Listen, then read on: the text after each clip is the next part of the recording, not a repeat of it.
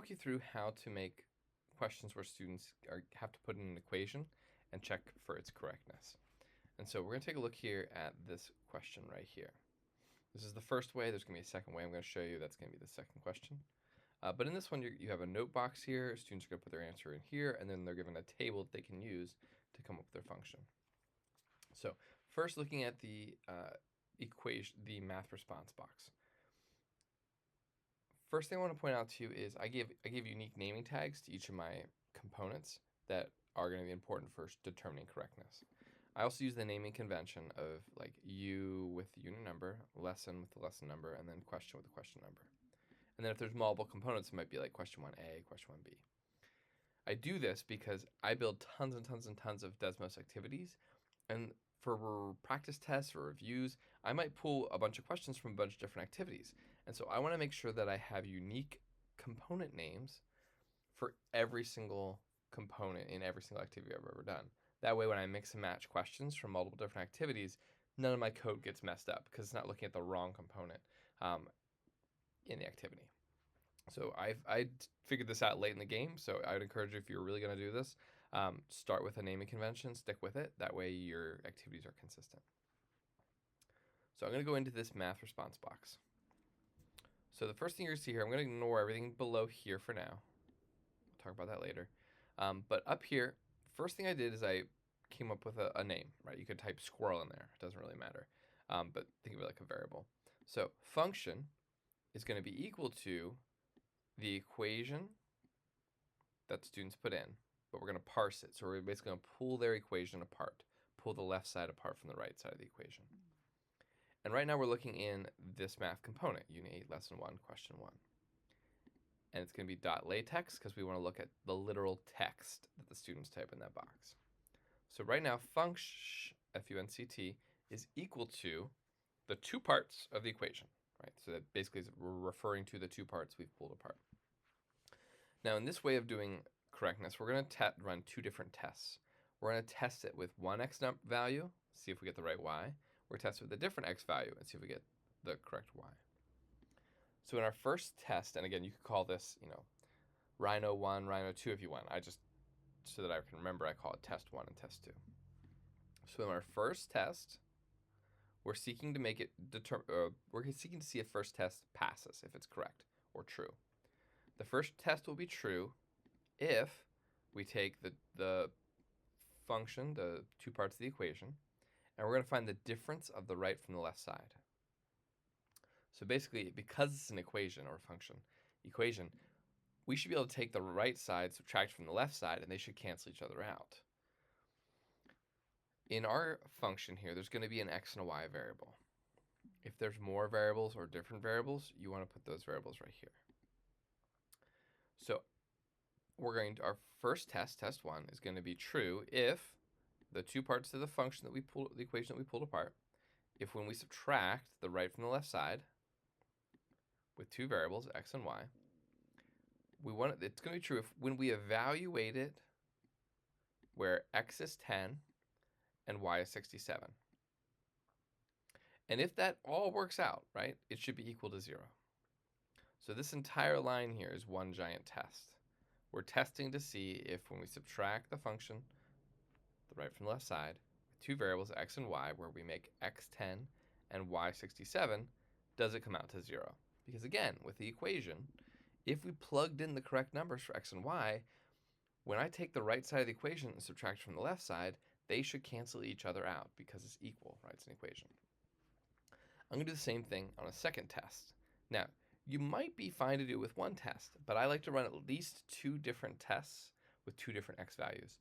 That way, students can't get lucky and still get their question marked right. If they came up with a function that just so happened to intercept the correct function at that exact point, 10, 67, they could get a false positive where they're saying their answer is right even though it's wrong. So I run at two different tests. So in test 2, we're going to do the same thing.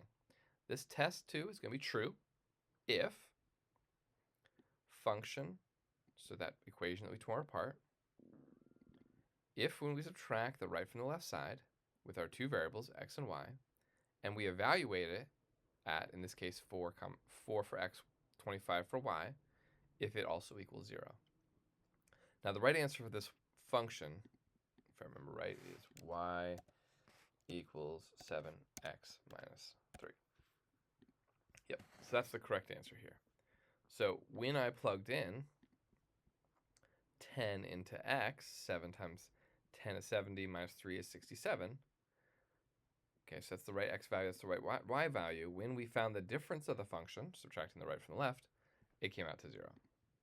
So this is one way to check for correctness. I know it looks like a lot of code, but really the main things you're using here are you're parsing the equation, you're taking the equation apart, you're finding the difference of the right and left side with two variables, and you're evaluating it at specified x and y values. So you just have to know what a pair with correct x and y values would be for that function. So those are our two tests, test 1, test 2. So here I have the word check, and again, this could be the word shirt if you want, right? You could put whatever word you want right here. This is just shirt, or in this case, check. Right now, the check it's running is test 1 and test 2, did they come out to be true? So I just said test 1 and test 2. So check is true if test 1 and test 2 are both true, if these statements are true. And you'll see correct, notice it's a lowercase c here, and I made it green. That means it's a very specific Desmos term. So correctness, this question is correct if check is true. Okay, so that is how I'm running and trying to figure out if a question is correct or not. Nice thing is you can basically copy and paste this set of code here, everything I have right here. The only things you need to change are the name of the component here, and if you're using different variables, and you'd have to change the x and the y values. So again, change the name of the component and change the x and the y values for your two different tests. Other than that, you can just copy and paste this code into a math component and you're off to the races. Now, that's going to give me the gray check mark here, or the gray x. So again, y equals 7x minus 3. So I get the gray check mark. How do I make it though the student knows that their answer is correct or not? To do that, I'm going to go into my note component. So I do this a little differently. If you go in here, you're going to see I have this word feedback. Now, you could make that squirrel again. You can make it whatever word you want, but I just use the word feedback. So feedback, whatever feedback is going to be either correct or incorrect. Feedback is going to be correct. It's going to show the student the green check mark with the word correct, if when they submit the math component, so this is that math component, right? Unit 8, lesson 1, question 1. When it's submitted, and when that math component dot script dot check. So I'm using this dot script. This is a specific Desmos thing here. What that dot script lets me do is it lets me reference a variable in this math component. Remember this one right here? So what this note component is doing is it's referencing down to this math component. And it's looking inside the code here and saying, okay, did you use this word check? Oh, there it is. Okay, so I'm going to go back into this note component. Again, feedback is going to show correct when that math component right here is submitted, and when that variable check is true. And again, remember, it's only true when it passes both those tests. So that's one thing that could happen. I could show it's correct. When these things happen, show it correct. When the question is just submitted, right, but not done this, tell them it's incorrect. So what's happening here is it's going to run this line of code line by line. So the first thing it's going to do is say, okay, is this statement true? Yeah, that's true. Great, correct. That's not true. Let's go to the next line. Okay, did the student submit the answer? Yep. But it isn't also correct, right? The check variable didn't come back as true. So show them incorrect. Otherwise, notice I have two quotation marks here. Those two quotation marks next to each other with no space in the middle, that means show them nothing. All right, there's no text in the middle. Now, how do I get it to show up on the student screen? So you're going to notice here, I'm going to get rid of this. Nice thing here is you can like think of this as like dynamic text or dynamic feedback. If I go to this bottom right corner, it says insert a value from the computational layer. It's going to show me that word feedback. And remember, I chose that word. I could choose a different word if I wanted. But I want the Desmos to show the feedback right here in that note component. So now when the students type their answer in, y equals 7x minus 3, it pops up as correct. And that's the feedback right there. So I just want to show you a couple little things here. So just to show you, I could make this the word pig. And now instead of the word feedback, I'm going to hit this. And you see pig is going to pop up, and it's going to put that right here. But again, I'm going to change that back to feedback. Again, I just try to do some of these things in consistent ways. That makes it faster and easier. And you just get used to it. Okay, and there's a lot of really cool things you can do with this. Anytime you want dynamic feedback, so like let's say, I can show another video. Let's say you want to have students type equations in and tell them what the slope of their equation is. You could do the same thing, right? Where you come up with, you have some way of determining what the slope is in their equation, and then it spits that feedback right here, or it spits the slope out right here. Okay, so that's again how you do one way of testing with ordered pairs. Last thing I want to show you here is, I'm going to stop it there. Bonus things. So hopefully you watched the video looking at how to do write functions and check to determine if they're correct using Desmos. A couple of the things here. So one thing I talked about in the first video was using a naming convention for your components. So this is the only component students will be responding in. So I gave it a unique name. My naming convention for these things is unit number, lesson number, question number. Okay. Now, one nice little thing you can do though is right now I'm going to go into the computational layer, so the code layer, in that math component. If you are referencing the component that you're working on the code in, you don't have to type the name of the actual thing. You could just use the word this. And what that means is, again, in this case, it's going to split the equation apart. It's going to parse the equation in this component, looking just at the text.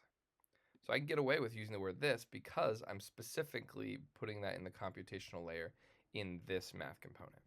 Again, just a little shorthand trick that you can do there. Again, you could use the actual name of the component, but if you're just copying and pasting, nice thing here is you could put the word this in there, copy and paste this into every single math component in these types of questions, and the only thing you have to change then is your x and the y values, right? The two different tests you're going to run. Okay, so that's a quick tip. Again, I could change this to this, but I'm not going to do that because I don't want to confuse you if you are using that. The other thing I want to show you here is at the bottom. So one thing I like to do is I want to make sure the submit button is appearing for students. So I have it show submit button : set that to true. Anytime you see green like this, that's referencing a very specific Desmos term. So showing submit button is a very specific Desmos term. If I go over here, it's somewhere, show submit button, right? These are very specific syncs or terms that Desmos uses. The other one I want to use here is I'm going to use warning. So warning is the exclamation mark that will show up on particular questions. So let's say that I give this multiple attempts. +2. Submit. Oh, that's wrong. Try again. 8x minus 3. Oh, that's wrong. Let's try another one. Y equals 10x plus 8. Oh, that's also wrong. Okay, so you're going to notice I have this little exclamation mark up here. So on the teacher dashboard, it's going to show up with the exclamation mark. The student will never see this exclamation mark. So you could use that exclamation mark for lots of different things, but I've purposed it very specifically for the teacher in my lessons so that when that exclamation mark shows up, it means a student has attempted a question a certain number of times. And that's a clue to me that this student is probably guessing and checking, or they're really running into trouble or struggles on a particular question. Otherwise, the only thing you're going to see here is either the gray circle, which means Desmos doesn't know if it's right or wrong, or the student's not done with it. Gray X if it's wrong, gray check mark if it's right. Those are the only things you'll see. So I use this exclamation mark again to show how many times the student has attempted a question. How do I make that happen though? So I'm going to go into the computational layer in the math response box.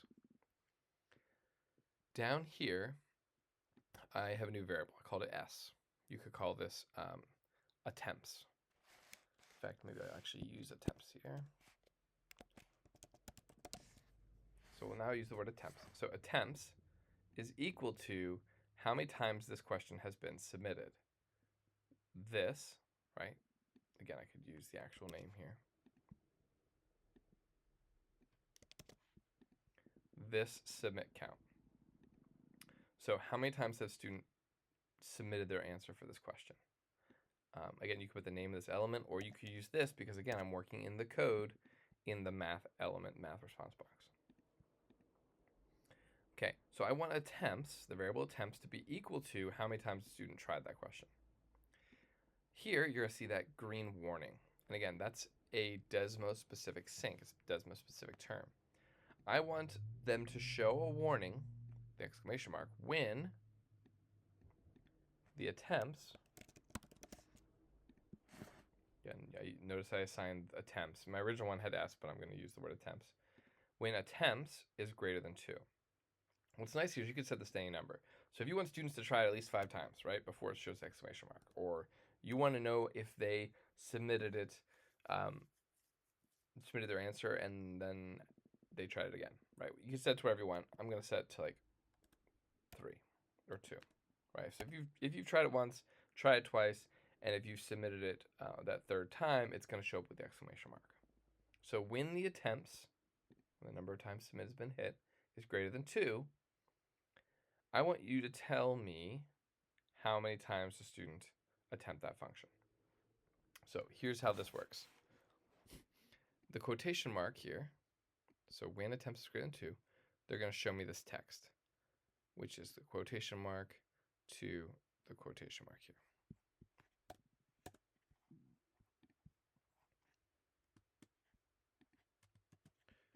Okay. I want it to give me this variable.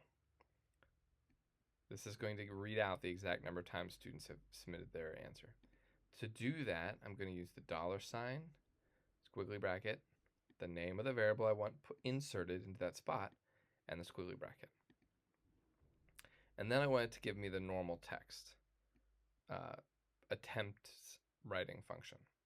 So what that's going to do is if I now go otherwise, so if their attempts is not greater than 2, don't show me, otherwise show me nothing.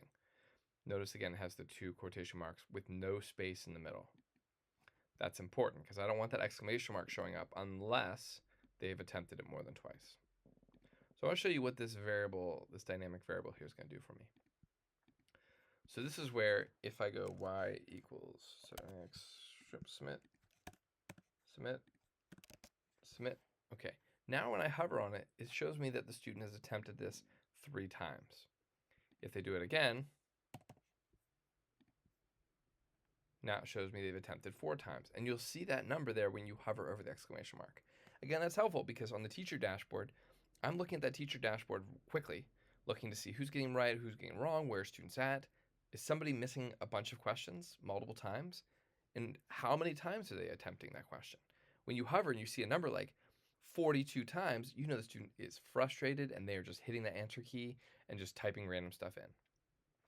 So I'm using that dynamic variable here where this 4 is. That's that word attempts that I referenced down here. So it's putting in $, squiggly bracket, this variable here, attempts, squiggly bracket, inserting into that spot how many times they've submitted their answer. So that's one thing I do to give a little extra feedback to teachers. I put this into any question where I want that exclamation mark to show up when they've attempted it more than a certain number of times. Last thing I want to show you here is when I have this table over here, I want the exclamation mark, the check mark, or the gray X to appear on my teacher dashboard when students are answering the question. I don't want the gray circle. I want to see correctness. And so one thing is in tables, in sketches, graphs, free responses or math response boxes, or even multiple choice or lists or checkboxes, all of those are things that students can interact with. And so Desmos is looking at all that stuff to figure out if the question is correct or incorrect. I don't want Desmos looking at this table, though, to figure out if this question is correct. So what I did is I went into the table and I set it to read only. Again, I typed the word read only, just like that, colon, and I set that to true. That tells Desmos that this component here, this table, is just read only, right? It's just giving information to the student. Desmos doesn't have to look at that at all for correctness. Okay, again, I did that using the read only. So you want to set anything that's read only, everything to read only that's not going to be used for correctness. You don't have to do that with note components, but most of these other components you want to set to read only. And so again, just my quick recap. In this video here, I showed you how to do the warning, how to use warning, and how to show submit button. Well, this one's relatively simple here, but the second question you see here, example function using slope and intercept. So I'm going to do the same thing as I did in this first question. I came up with a unique naming convention. So this question is from Unit 8, Lesson 3, Question 4. The table is just read only. So it's read only. I set that to true. I don't want to use this table at all. I'm going to go into the computational layer in this math component. For this one, I use the variable f, right? Again, you could call this squirrel, Christmas, whatever you want to call it. F is equal to the xy line, so the slope intercept, of this component. And I want to look at just the text. And it's going to run two different checks here. Check 1 is if this function, again, you can call it squirrel as long as you're consistent, if the slope of it is equal to 9, and if this function has a y-intercept of 0. So it's running two different checks here, or two different tests. Again, you can call this whatever you want. This question, it's going to check, right? It's going to be correct if check 1 is true and check 2 is true. Here you'll see that green correct, which means it's a very specific Desmos sync. That's how you get the gray check mark, gray X. If correct is true. Now you can do, this is just another way to do the same type of thing. The only thing that's different here is that I'm checking the slope and I'm checking the intercept. So instead of testing two sets of XY values, I'm just testing the slope and the intercept. Down here you'll see that same warning that's popping up.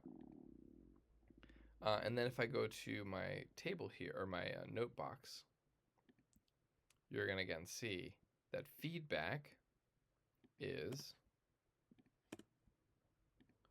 when that math component, dot script, because I want to reference the word correct in there, when that when the variable correct in that math component is true, and when that math component is submitted, tell them their function is correct. When that thing is just submitted but not correct, tell them their function is incorrect. Otherwise, don't tell them anything. Again, those two quotation marks next to each other. And you'll see again, I put into this note box, I went over here to insert the computational value, the value variable, dynamic variable, we're going to call it that. And I want the feedback to be either correct, function is incorrect, or I want it to not show anything. So that's just another way that you can do those types of questions.